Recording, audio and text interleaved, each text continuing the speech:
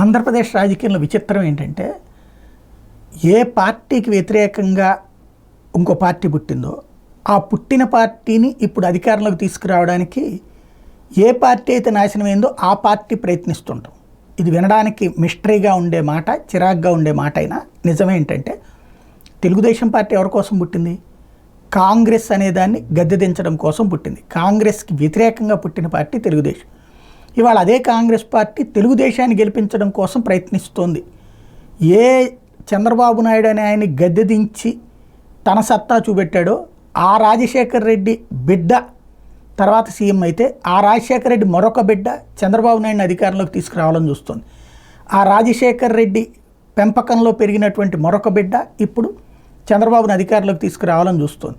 ఇది దశాబ్దాలు నుంచి గొడవలు ఉన్నటువంటి ఆయా ఊళ్ళల్లో ఇప్పుడు మార్పు వచ్చేస్తుందా అంటే, మార్పుకి ప్రయత్నం జరుగుతున్నటువంటి వేళ సునీతకి ఒక్క చోట మాత్రం ప్రతిఘటన ఎదురైంది. అది తాజాగా ఏది మొన్న కూడా చూసాం, షర్మిలకి అక్కడ వాళ్ళు ఇచ్చినటువంటి సమాధానం అది.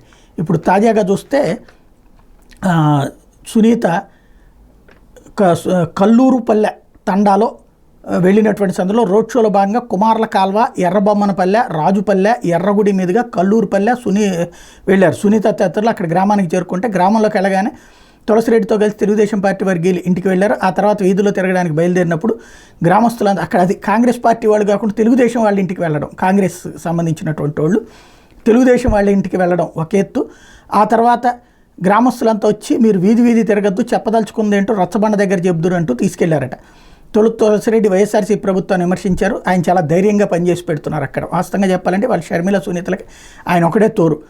అనంతరం సునీత వివేకానంద రెడ్డి హత్య విషయం ప్రస్తావనకు తీసుకురాగానే, రాజశేఖర రెడ్డిని చంపిన కాంగ్రెస్తో చేతులు కలిపిన మీరు పచ్చ పార్టీల మాటలు విని విమర్శలు చేస్తే బాగోదంటూ గ్రామస్తులు మూకముడిగా అడ్డు తగిలారట. జగనన్న ప్రభుత్వంలో జరిగిన అభివృద్ధి ఏంటో మాకు తెలుసు, జరిగిన మేలు కూడా తెలుసు, అతివాగుళ్ళు లేకుండా వెళ్ళిపోతే బాగుంటుందని ఎదురు తిరిగారట. దాంతో వాళ్ళు కార్లు ఎక్కి వెళ్ళిపోయారు. అంటే ఓ రకంగా బెదిరించారు అన్నటువంటిది పరోక్షంగా సాక్షి ఒప్పుకుందనమాట.